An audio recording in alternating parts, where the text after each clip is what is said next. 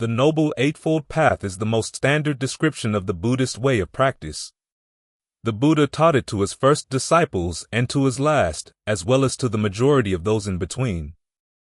It is called noble because when all of its factors come together in a fully developed form, they stand on the threshold to stream entry, the first of the noble or transcendent attainments.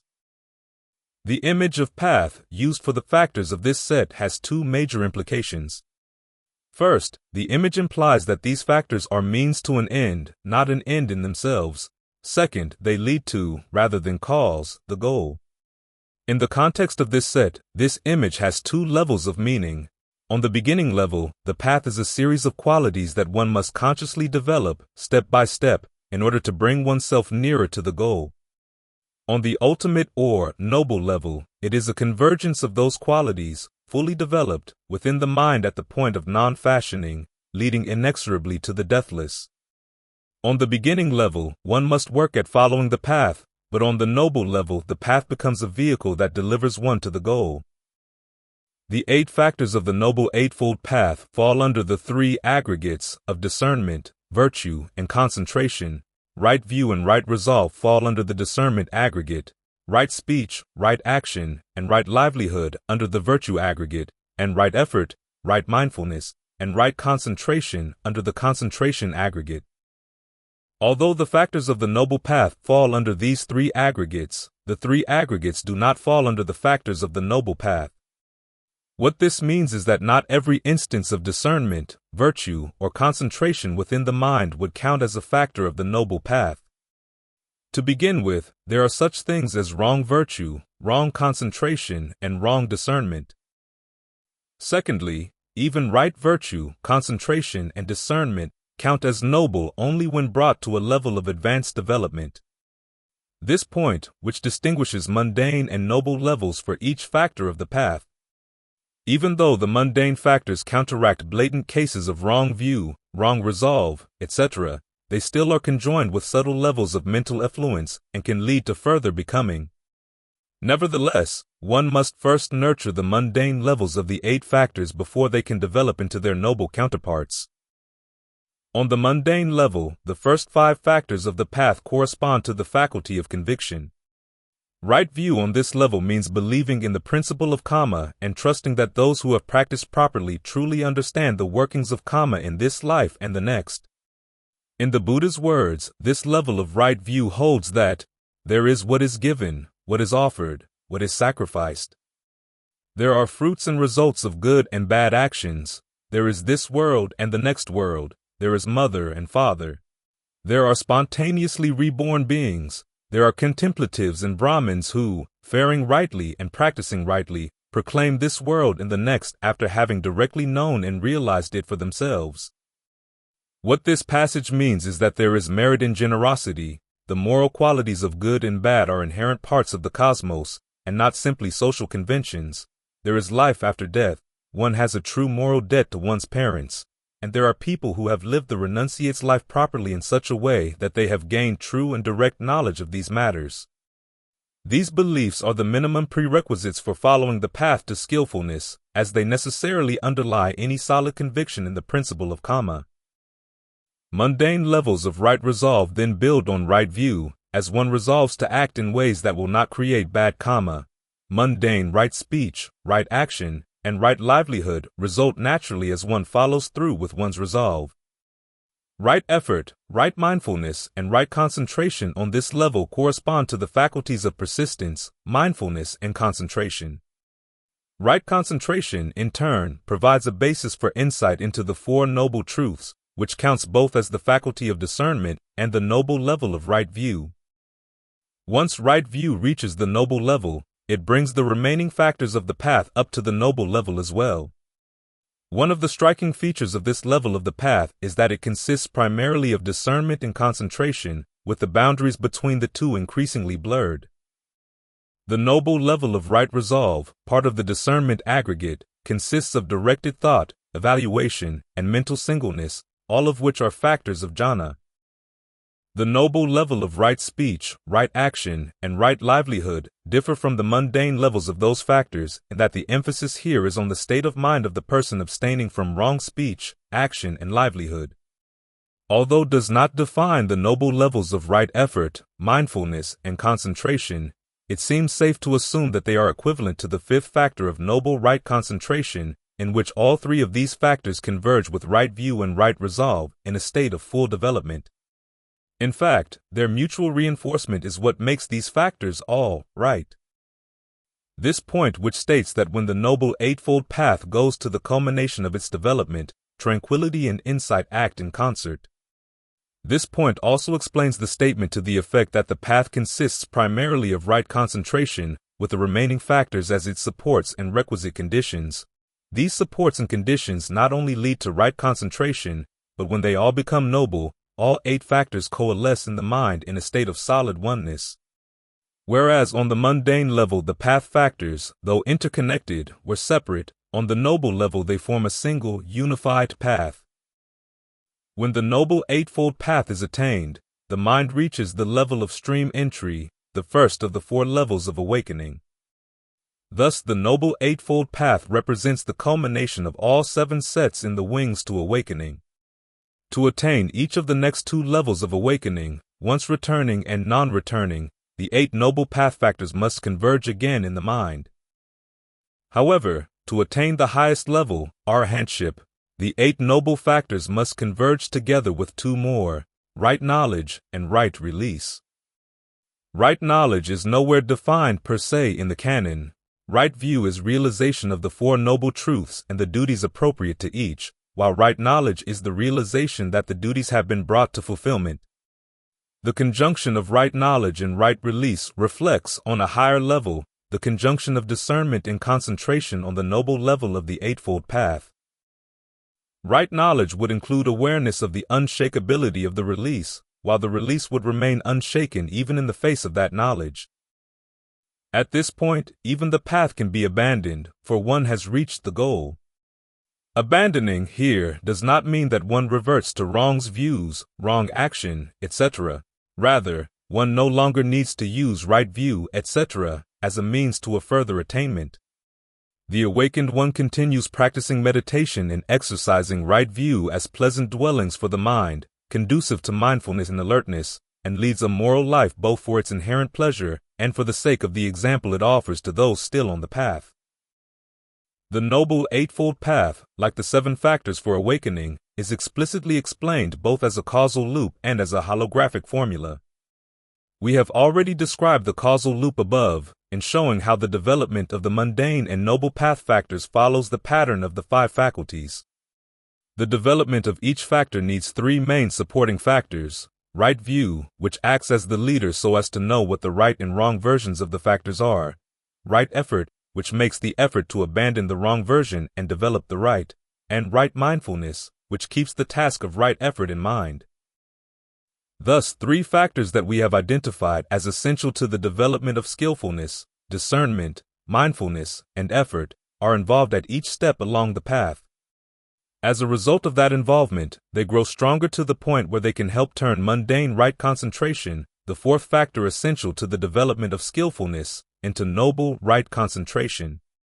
In this sense, they play a role analogous to that of heedfulness in the 5 faculties and appropriate attention in the 7 factors for awakening.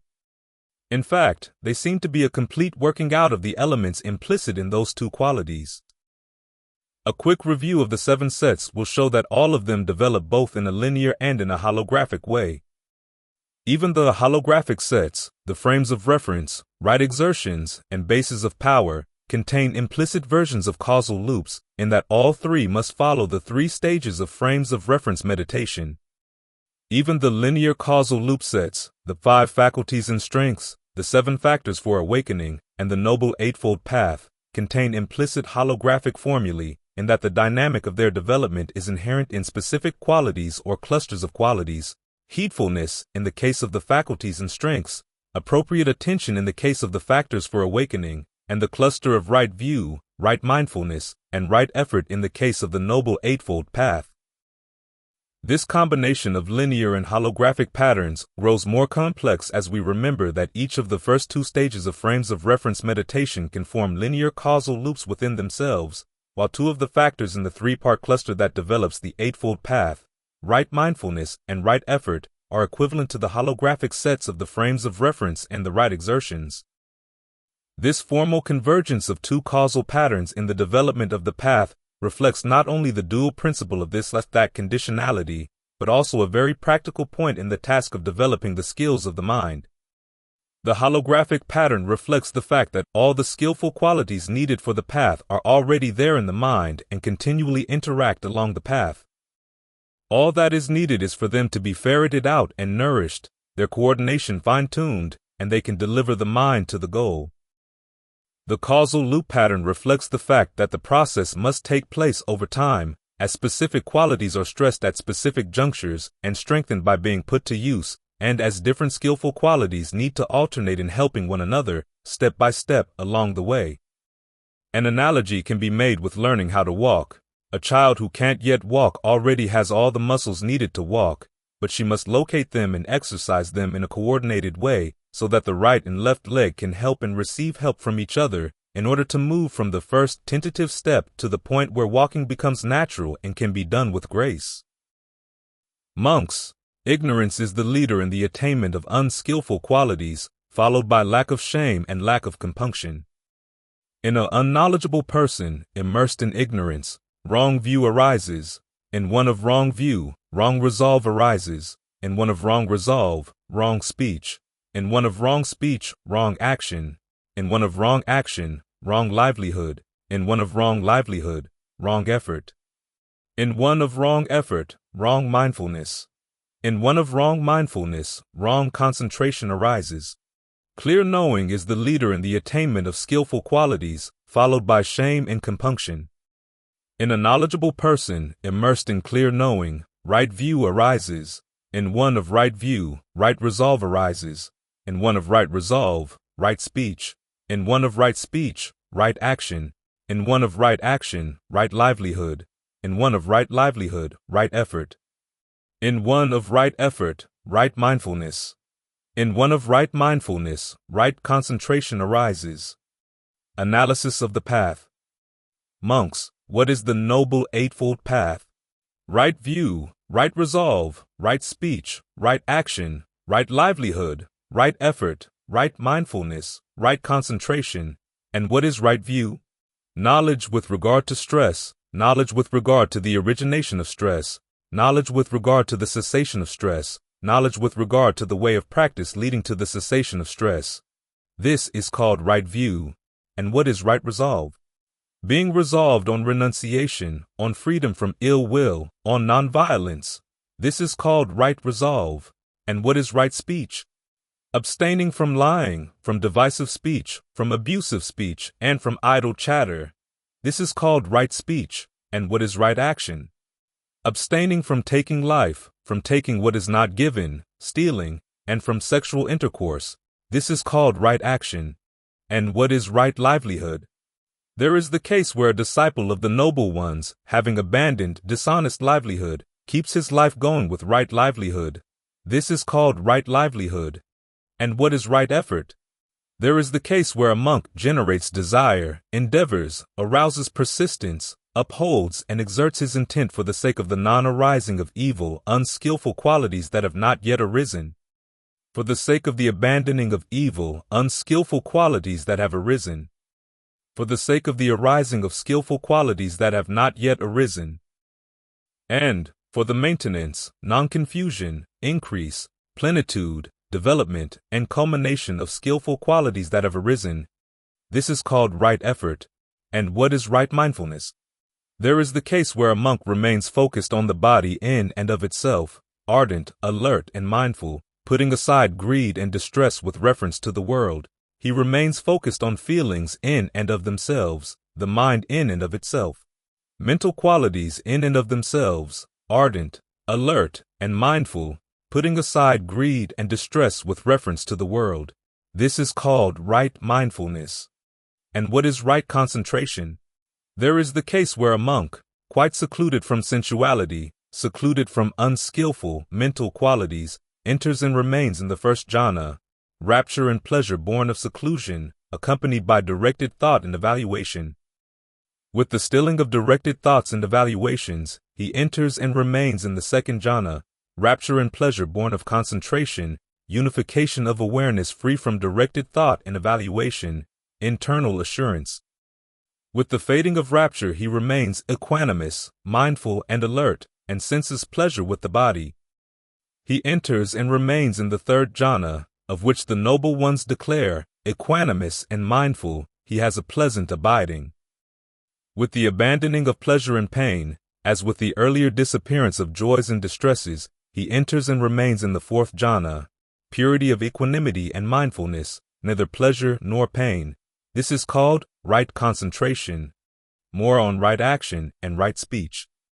Having thus gone forth, following the training and way of life of the monks, abandoning the taking of life, he abstains from the taking of life.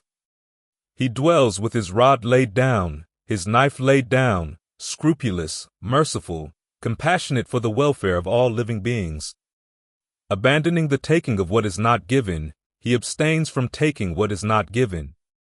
He takes only what is given, accepts only what is given, lives not by stealth but by means of a self that has become pure.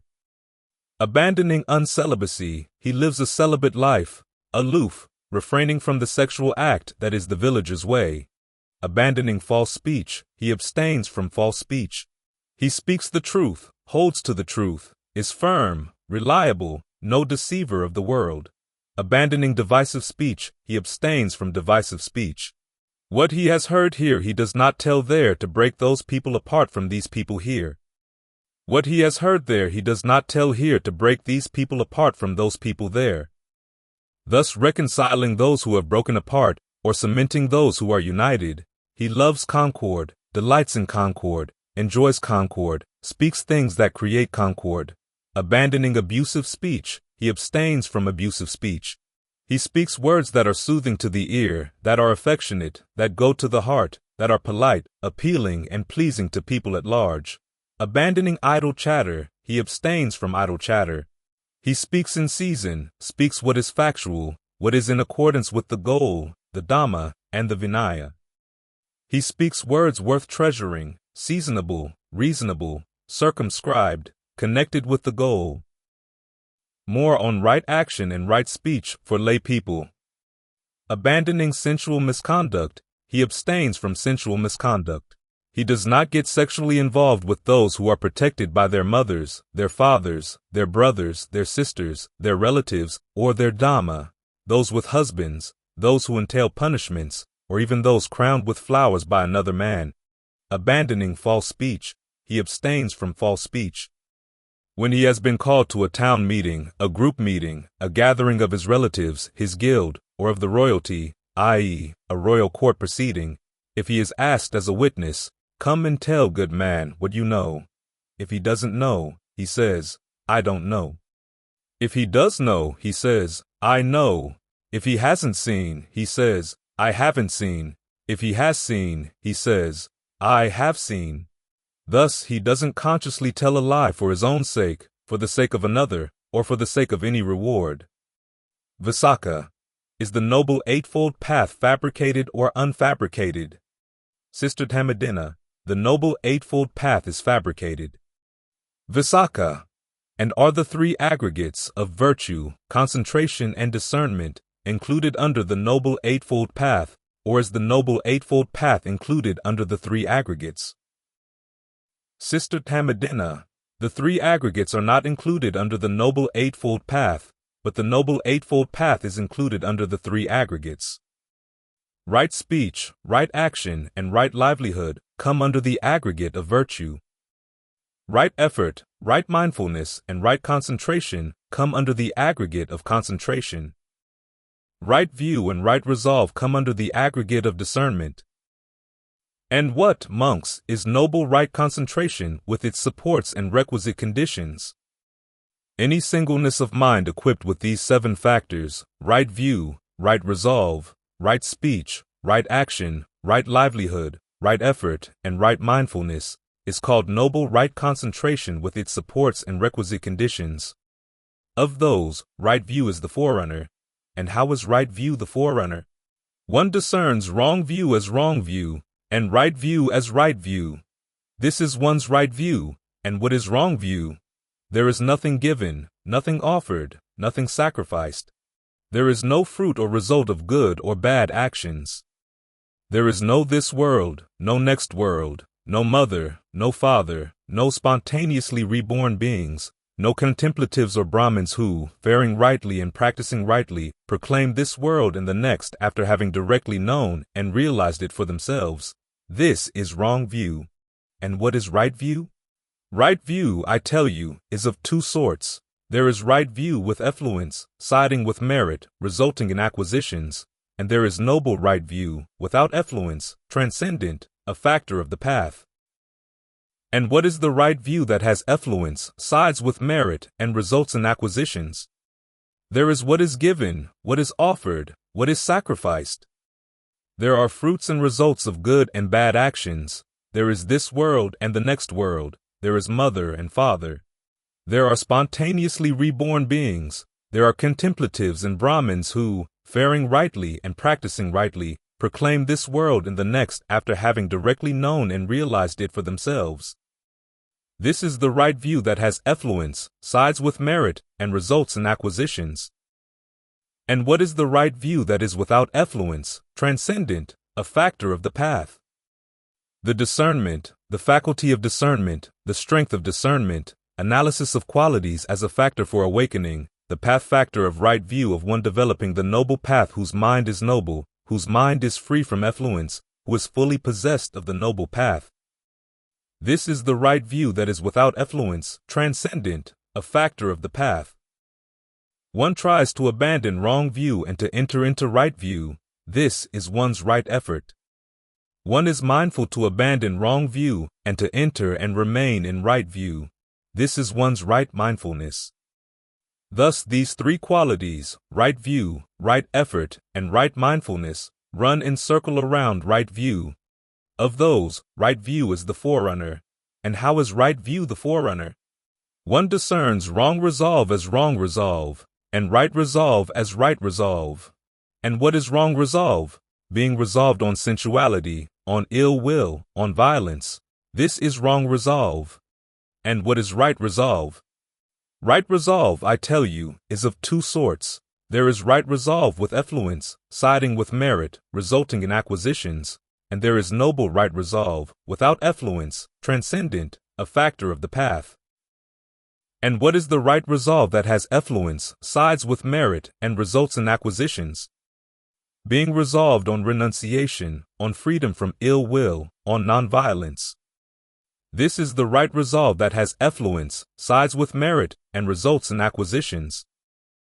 And what is the right resolve that is without effluence, transcendent, a factor of the path? The thinking, directed thinking, resolve, mental fixity, transfixion, focused awareness, and verbal fabrications of one developing the noble path whose mind is noble, whose mind is without effluence, who is fully possessed of the noble path. This is the right resolve that is without effluence, transcendent, a factor of the path. One tries to abandon wrong resolve and to enter into right resolve. This is one's right effort. One is mindful to abandon wrong resolve and to enter and remain in right resolve. This is one's right mindfulness. Thus these three qualities, right view, right effort, and right mindfulness, run in circle around right resolve. Of those, right view is the forerunner. And how is right view the forerunner? One discerns wrong speech as wrong speech, and right speech as right speech.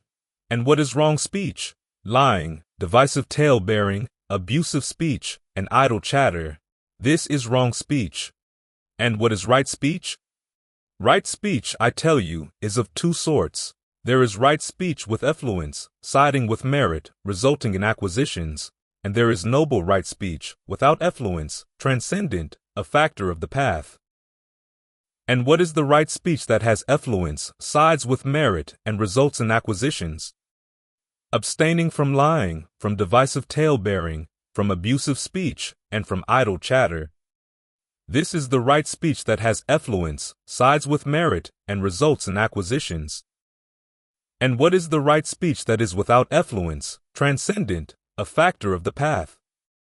The abstaining, desisting, abstinence, avoidance of the four forms of verbal misconduct of one developing the noble path whose mind is noble, whose mind is without effluence, who is fully possessed of the noble path.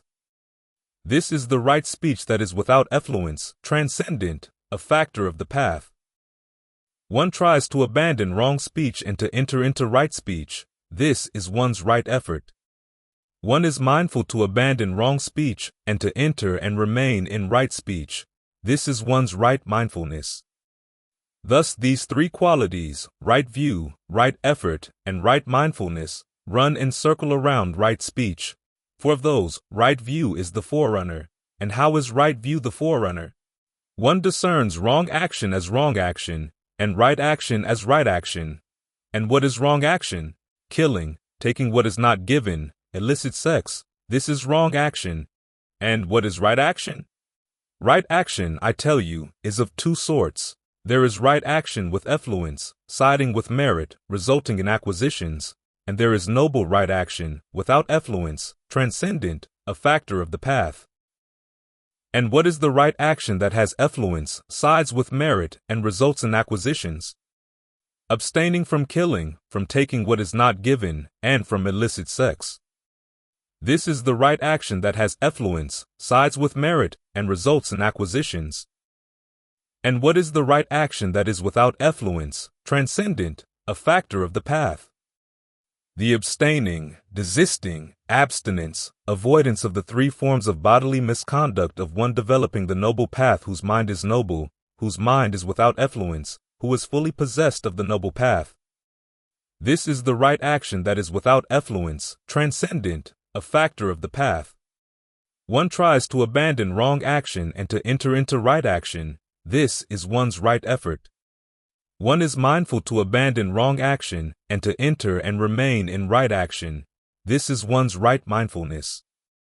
Thus these three qualities, right view, right effort, and right mindfulness, run and circle around right action. Of those, right view is the forerunner. And how is right view the forerunner? One discerns wrong livelihood as wrong livelihood, and right livelihood as right livelihood.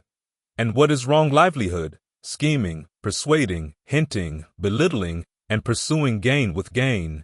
This is wrong livelihood. And what is right livelihood? Right livelihood, I tell you, is of two sorts. There is right livelihood with effluence, siding with merit, resulting in acquisitions, and there is noble right livelihood, without effluence, transcendent, a factor of the path.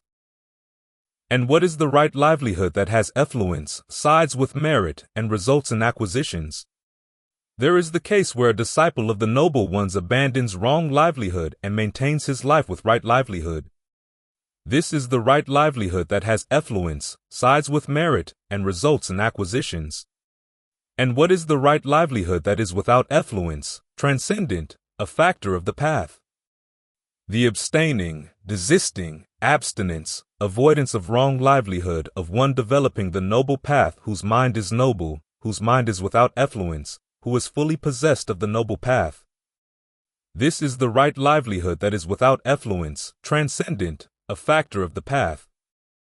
One tries to abandon wrong livelihood and to enter into right livelihood. This is one's right effort. One is mindful to abandon wrong livelihood and to enter and remain in right livelihood. This is one's right mindfulness.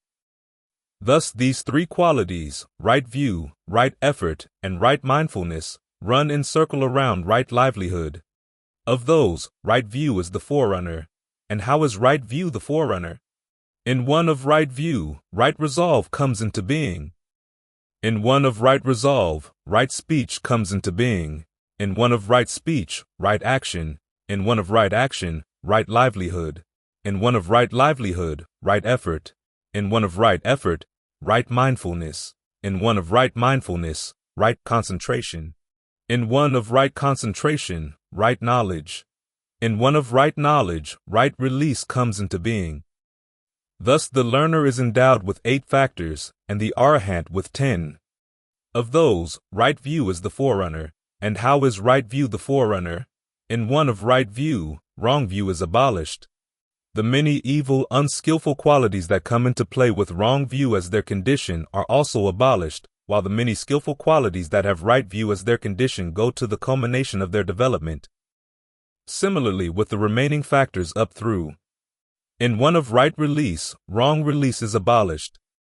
The many evil, unskillful qualities that come into play with wrong release as their condition are also abolished, while the many skillful qualities that have right release as their condition go to the culmination of their development.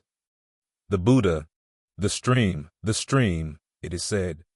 Now, what is the stream? Ṭhānissaro. Just this Noble Eightfold Path is the stream. Right view, right resolve, right speech, right action, right livelihood, right effort, right mindfulness, right concentration. The Buddha. Well said, Sariputta. Well said. Just this Noble Eightfold Path is the stream. Stream winner, it is said. Now what is a stream winner? Then, Sariputta. Whoever is endowed with this Noble Eightfold Path is called a stream winner. The Buddha. Well said, Sariputta, well said. Whoever is endowed with this Noble Eightfold Path is called a stream winner.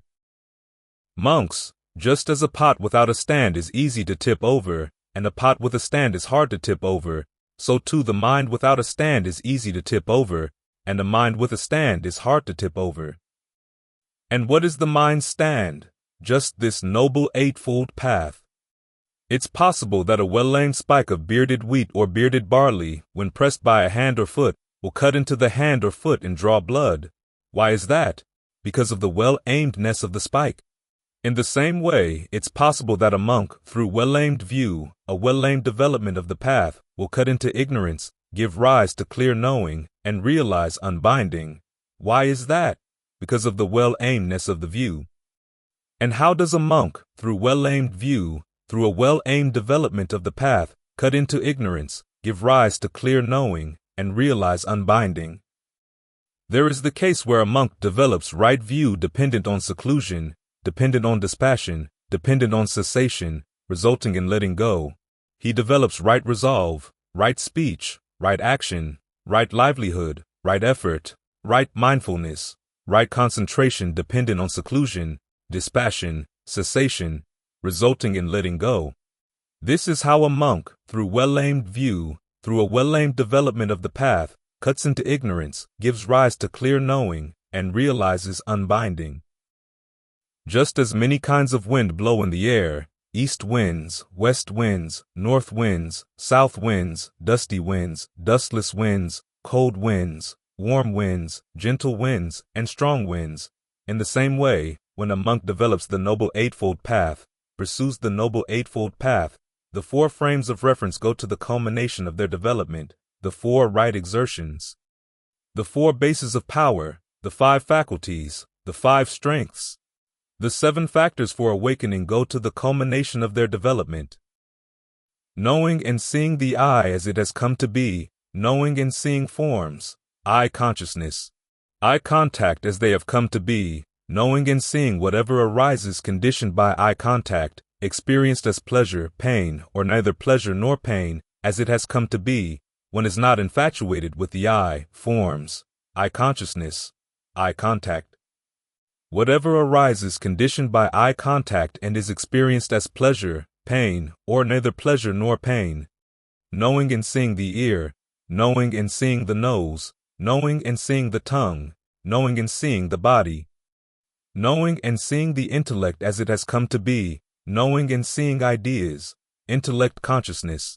Intellect contact as they have come to be, knowing and seeing whatever arises conditioned by intellect contact, experienced as pleasure, pain, or neither pleasure nor pain, as it has come to be, one is not infatuated with the intellect, ideas, intellect consciousness, intellect contact.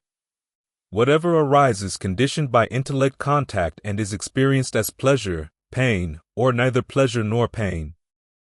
For him, uninfatuated, unattached, unconfused, remaining focused on their drawbacks, the five clinging aggregates head toward future diminution.